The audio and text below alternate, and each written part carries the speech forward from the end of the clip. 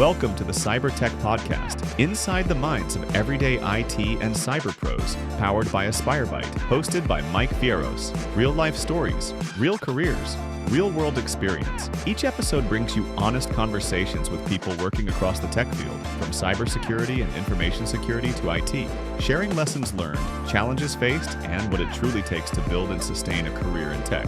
Let's get into it.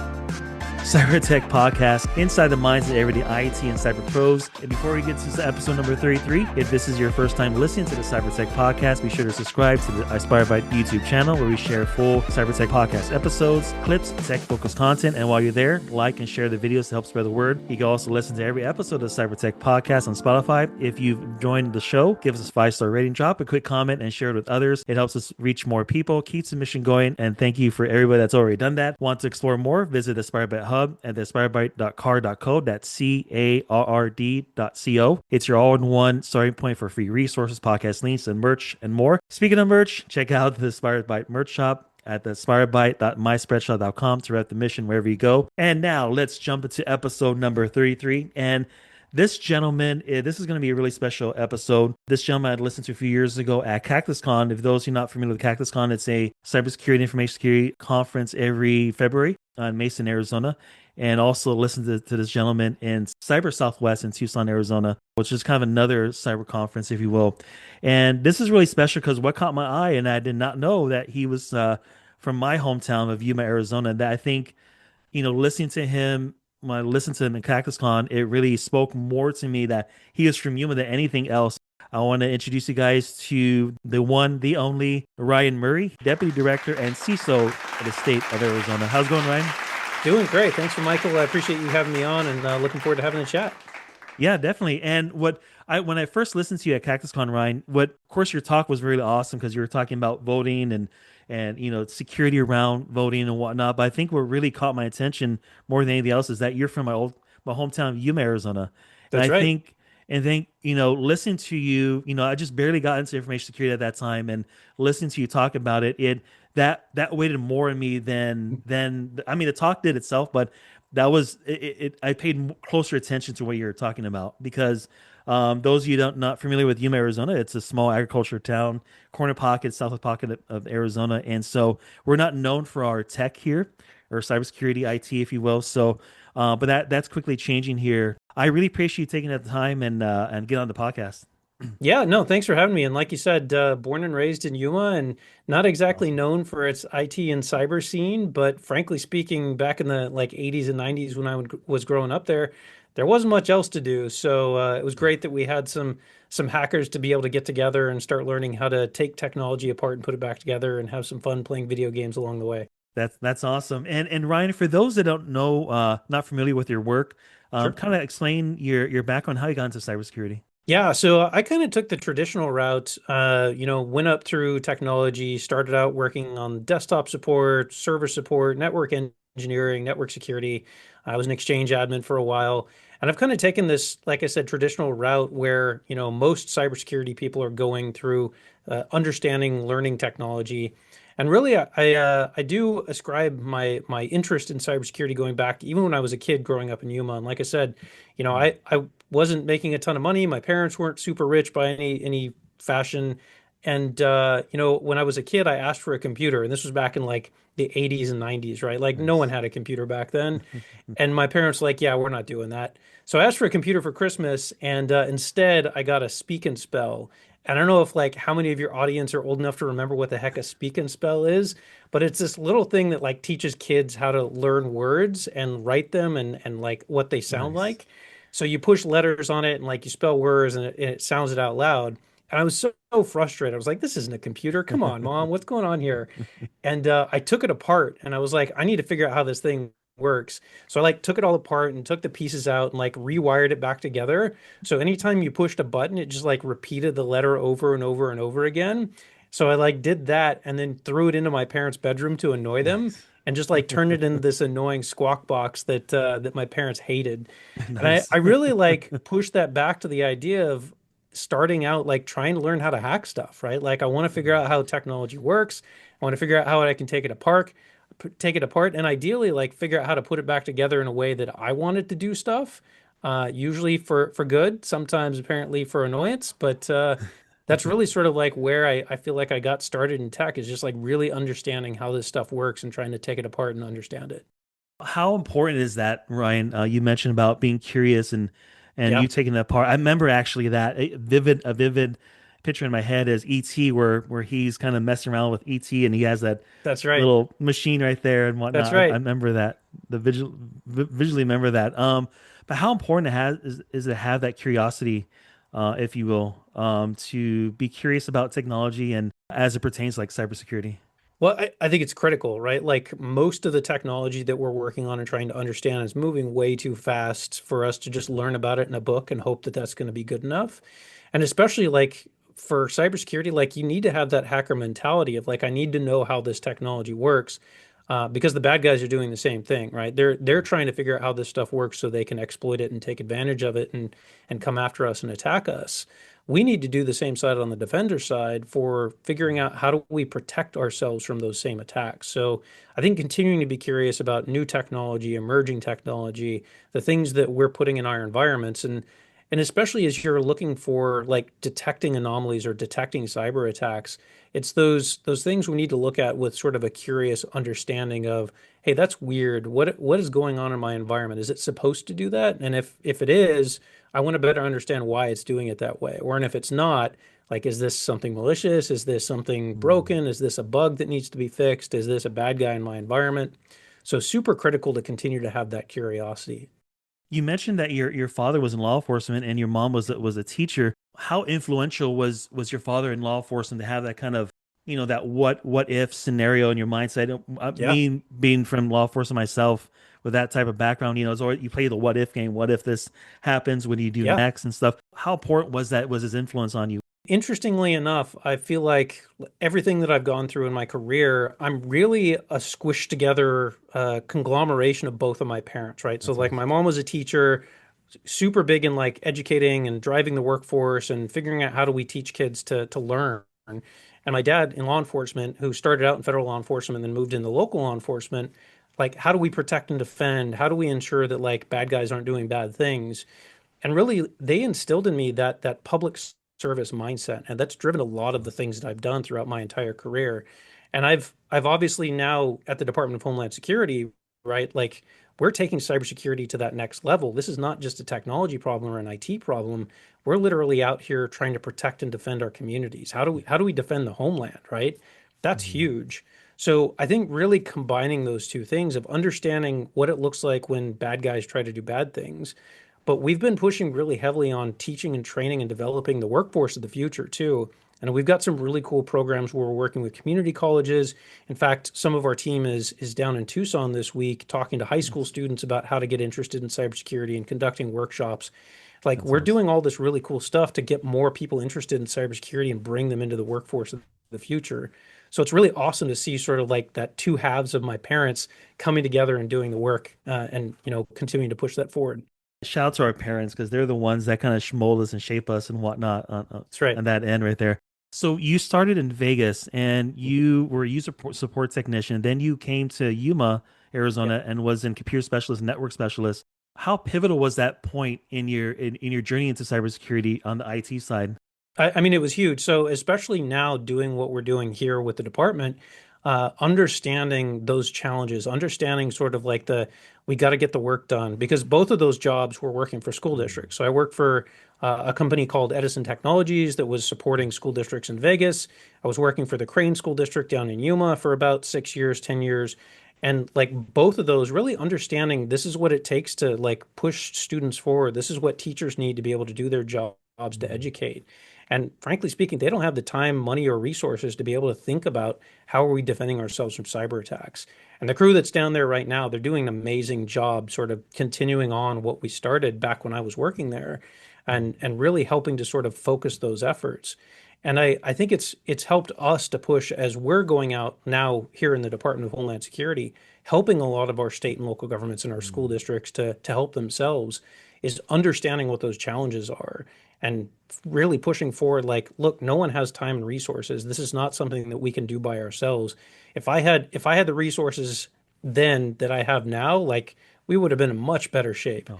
And there were so many cyber attacks that were sort of like, even then, this was back in like the early 2000s, even then they were just like constantly happening and we didn't really know what to do with them. So we just had to sort of like play whack-a-mole and constantly play block and tackle and try to figure out how do we sort of like outthink the bad guys.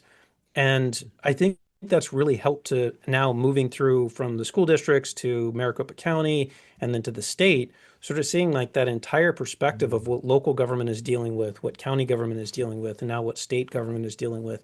And frankly speaking, in my chair now, what the entire state is dealing with, how are we all sort of like dealing with the same challenges?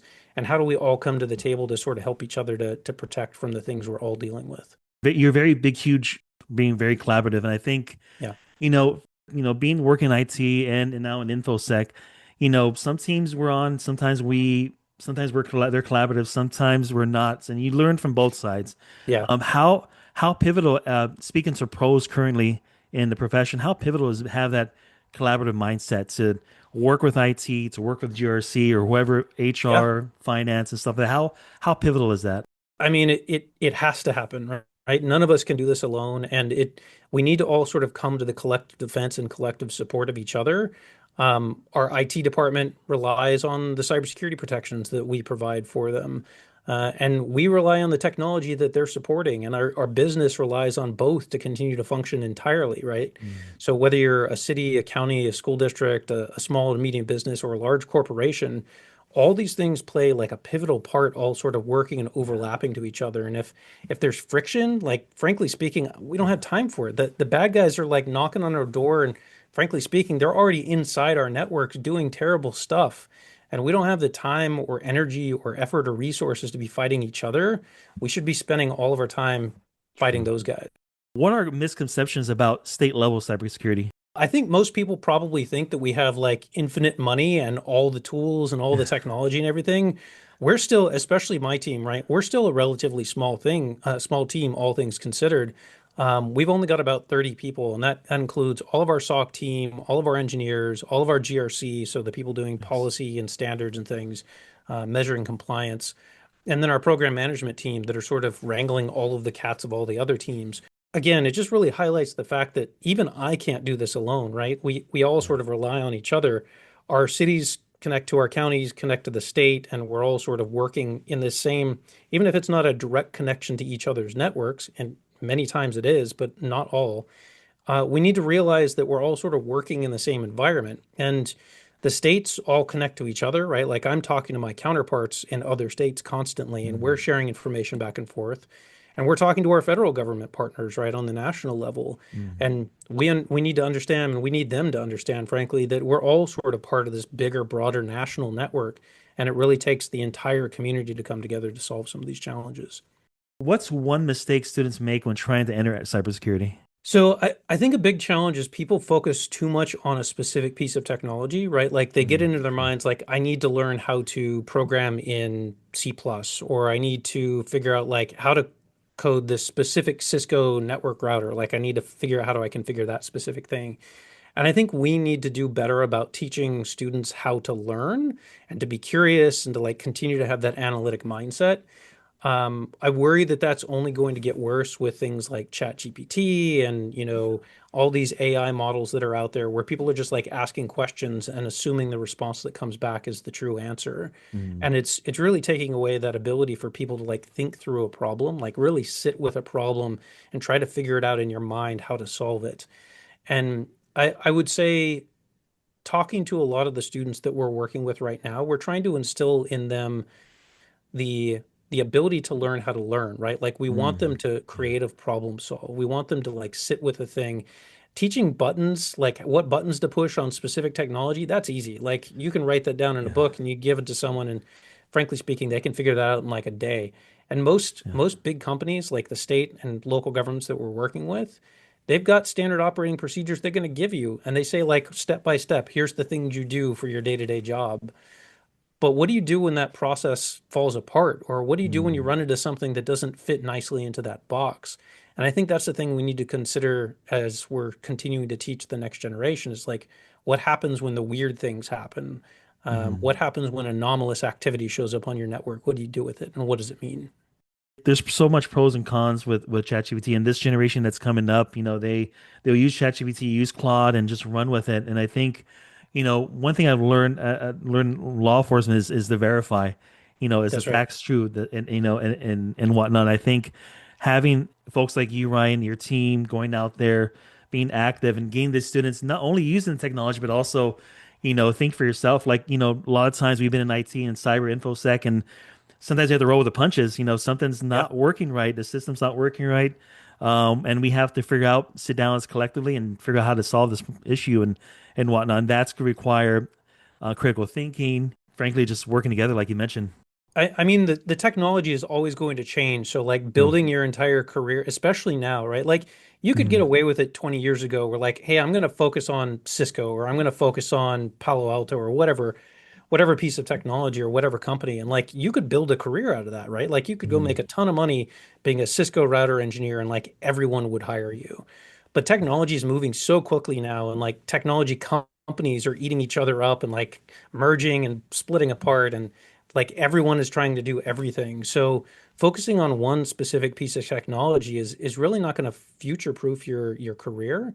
I think we need to True. continue to sort of push the foundations of like how do we learn to learn? How do we be curious? How do we have critical thinking and problem-solving skills? How Mm. do we sort of take stuff apart and figure out how it works, regardless of whatever technology? And don't get me wrong, like we're heavily using AI technologies in the state as well, right? Like Yeah. it's an incredible tool to be able to augment your Oh, yeah. existing capabilities. We talk a lot about it around here of like treat it as an intern. Go give it tasks, Yeah. like give it a problem to solve, but definitely come back and check whether it gave you the right answer or not, Yeah. right? Don't just assume that it did the right thing. You're gonna have to True. tweak and tune its report a little bit. You're gonna have to make sure that it like cited its sources appropriately. It solves a lot of problems True. and it does a lot of really cool things, but we're gonna have to continue to sort of babysit a little bit until it matures. And I would say something that we've talked a lot about is how we think about that technology. And you start Mm. out with mindset, right? Mindset, skill set, tool set. We start out with mindset. Like, what are the things that Mm. you can do? How do we get in the correct mindset to think about like this technology or these cybersecurity challenges or whatever the problem you're trying to solve? And then move into the skills and the tools that you need to build and make to sort of solve those problems once you've got into the right mindset. You don't start with the tools and then flip it around. You start with a mindset and then build the tools and skills around it. Oh, that's a big gold nugget gem right there. You just dropped right there, Ryan. I love that. So There you true. go. You moved from general IT into security. What advice would you give to someone that's going to pivot like that, like into security? I think that's sort of traditionally been the path to get into security is people go through to like the general IT route. I think that's less required these days. And in fact, I used to joke about it that there's really no such thing as an entry-level cybersecurity person, right? Like you have to get True. some sort of foundational knowledge, usually in technology, sometimes in law and privacy and compliance, but you have to understand something about security before you become a true cybersecurity professional. And we've really sort of tried to test that theory with some of the work we're doing with the community colleges right now, where we're putting students directly to work for our team. And like, I'm happy to say I'm proving myself wrong on this thing. Like, we took a couple of students that they're freshmen, they've taken maybe a few technology or cyber classes, and we're putting them directly to work. Like, they're out there defending their communities right Oh, now from awesome. cyber attacks, with very little entry level skills, and they're being incredibly effective.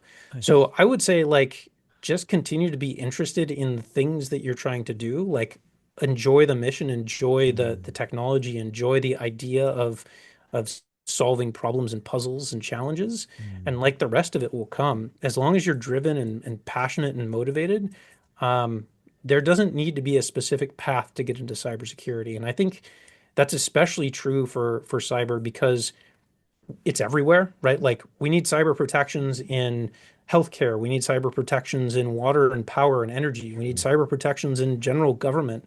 We need cyber protections in like sports, right? We Mm. helped support the Super Bowl a couple of years ago when they were here, and like we were Oh, that's right. monitoring for cyber attacks against the NFL and the sports teams that were in the Super Bowl. We helped support the World Series a couple of years ago when they were Mm. here too. So like cyber is everywhere. And because of that, there's all kinds of cool wiggly paths to get into it. It doesn't just have to be sort of that traditional technology path. I like you mentioned that because yeah, you're right. You're right, Ryan. Like, I did the same way. Went to IT, got to InfoSec, and when you look back a little bit, you work for the state and you help NFL and the MLB. We tend to forget there's these entities and organizations that need cyber folks. MLB, Yeah. NBA, and those jobs. I'm a huge shout out to the Phoenix Suns, but I'm a huge NBA nut. I'm a huge basketball nut. Yeah. If you enjoy basketball or you enjoy football or baseball and you could get in there to be a cyber pro, infosec, IT, get in there. I think that's a really good explanation you gave right there. You can actually pivot into those kind of, you mentioned, kind of navigate towards those kind of roles. Yeah, I mean, find your passion, and they're going to need For sure. cybersecurity and IT people to go help protect and defend them, right? So, Mhm. whatever you're interested in, if you like cyber and something else, you can find a way to combine those two things. Ryan, how important is to understand business and policy especially when it comes to being a CISO? Especially for my chair, right? Like that's critical. And I quote the former National Cyber Director Chris Inglis on this quite frequently. He said, "We don't do cyber for cyber's sake." Right? Like we are here to protect and defend the business, whatever that business is, whether, like we said, it's, sports, NFL or MLB or NHL or whoever it is, or state and local government or a hospital. We're here to protect, to ensure that that business continues to function. And I think we need to remember that fact, right? Like we're not Mm. here just to do cyber because we have to do cyber. There are certainly jobs like that, right? Like if you want to go into the military and you want to go directly into hardcore cyber that is only offensive cybersecurity, Mm. even then, like you're going to be doing cyber to further some other mission. And I think sometimes we forget about that especially in cybersecurity, we're here to sort of support all of the other things that are happening around us. And don't get me wrong, like there are going to be days where cybersecurity is the most important thing happening, right? Like if you're responding to an incident, if you've got ransomware in your environment, everyone is going to want to come talk to you, and you're going to be the most important person, especially in this chair. Mm. But all of the other days, we talk about this in the form of risk management, right? Our Mm. job, my job specifically, is to act as a cyber risk advisor to all of the executive leadership across the state to make sure they understand that, look, you're paying money for all these cyber tools, you're investing in cyber professionals. And oftentimes it feels like it's just pouring money into a big hole, right? Like you don't get some flashy thing on the other side of it. And I try to remind them that you're investing in quiet days so your business can function. Yeah. We're putting all of this money into cybersecurity like you would paying for insurance Mhm. to prevent bad days from happening and to respond to bad days when they do happen. So the fact that everything is out there continuing to flow the way as it normally does every other day, that's because of the hard work that we're putting in. That's because of all of the cyber professionals that are operating behind the scenes. We're certainly getting attacked every day, right? Like that's happening constantly. And the only reason it doesn't get worse, and the only reason we have these sort of near miss days, is because of all the hard work and all the technology and things that we're investing in today. It came across my mind right now, for those that are in the trenches right now, cyber pros, infosec, IT, getting those alerts. Sometimes we get through alert fatigue, sometimes we get stressed out. What kind of advice would you give someone that is currently kind of have that, alert fatigue, if you will, Mm. and just stressed out and can't, they're putting a bunch of hours in, and those alerts just don't stop coming. What kind of advice would you give them, kind of encourage them, if you will? I'm terrible at work-life balance, right? Like I'm not good at taking my own advice, but I would say try to find ways to get away from it, right? Mm. Like distance yourself from that. Take your vacation time when you have it. Make sure you spend time with your friends and family. And Mm. like really remember again why we're doing this work, whether you work for government or you work for a company or you work for, critical infrastructure organizations. The reason we're doing this oftentimes is it's not because it's just an IT job. Like if we wanted to do Sure. IT, we'd go do IT. Cyber's a different thing. And Mhm. a lot of us are here because believe in the mission of protecting and defending whatever it is that we're here to support. And I think remembering that tie to the mission, the things that we're doing, the reasons that we're here, I think that helps to sort of push through some of the fatigue until Mm. we can get to that time where we can go spend, whatever it is, like go hiking or walk your dog or hang out with your friends and family or go shoot hoops after work or whatever, right? Like whatever it is you do to unwind and reconnect with the world and with the things that are truly out there, like remember that we're protecting them from all this bad stuff, but also make sure you go out there and enjoy it too. Currently in the profession, and those just love tinkering stuff. We don't know when to stop. That's right. We love what we do, and especially myself, for those who work at home, I close my door, but yet I have a ticket I have to work on or project I've worked on. I open back the door and get in there. But I think that's a good that's good advice you give, Ryan, to kind of like take your vacation if you have some, spend time with family or friends, unwind, if you will. My boss, Brad, he just mentioned to me today or the other day that if you have a good time unwinding, spending away from work, you'll be refreshed to go back to work. And so That's right. I think that's really, really good advice for there for sure. There's a, I think it was Archimedes, the guy that like understood how water displacement happened. And I know this is a weird sort of Yes. esoteric story here, but it really came to him. He was sitting in the bath and he had this Uh, like eureka moment. And I think it's a good reminder that like we have some of our most insightful, inspirational things happen when we're like out there not thinking that's about so them. true.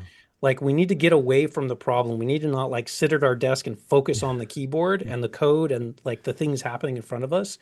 Get out there and like enjoy life, and like your brain does this cool miraculous stuff in the background as you're sort of unwinding and making these new connections that don't happen if you're like stuck in the moment. That's so true. I just the other day I was walking my dog and, we're had a PCI compliance project going on and, something hit my head and I, running ChatGPT and save my notes and you had these little epiphanies, little That's tiny right. light Yeah, bulbs turn on. It's interesting how that happens though. that's right. Your brain starts to make some really cool, interesting connections as you're getting away from stuff, for sure. Yeah, That's why I we have like those that. shower thoughts, right? Like, oh yeah, I just That's remembered true. this thing. For those that been in cybersecurity or maybe even those career changers that want to pivot into cyber, want to figure out what they want to do. A lot of folks message me, they want to get into ethical hacking, so they want a red team, blue team. A lot of folks don't know there's a GRC team.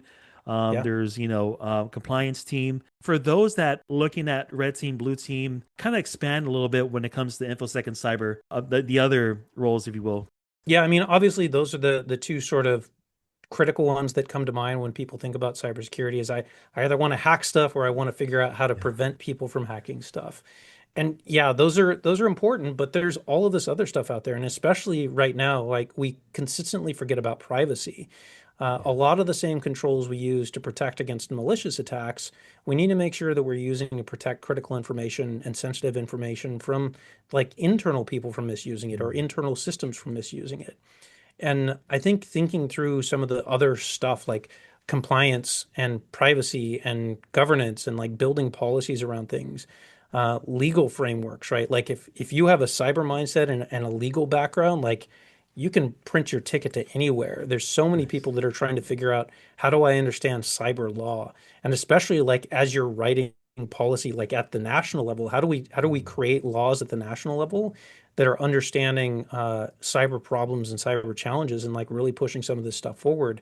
Mm. Frankly speaking, like that's incredibly important because it's so hard to keep up with those things. So if we have people out there that are understanding the technology, understanding the threats that we're facing, and also understanding how can we write competent laws to protect against some of this stuff, that's huge.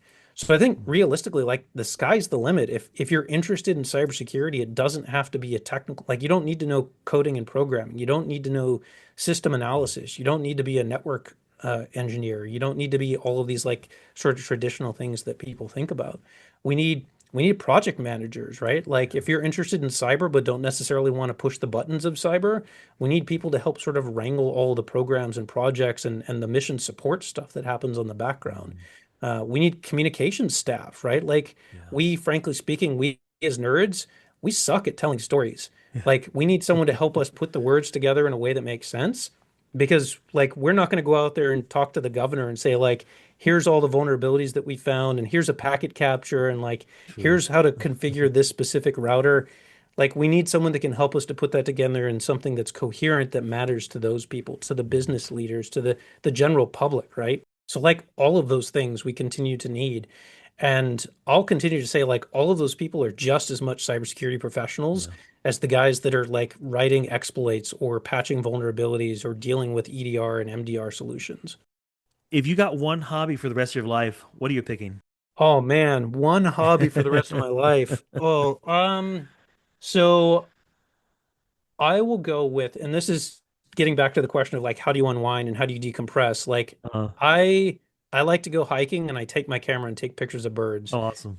I get out in the middle of nowhere. Like that is my happy place. Is like get out in the middle of Nice. nowhere, hang out with some birds, take some cool pictures, and just sort of decompress from the world. So if that's it, if I got to pick one, It's hiking in the wilderness and taking pictures.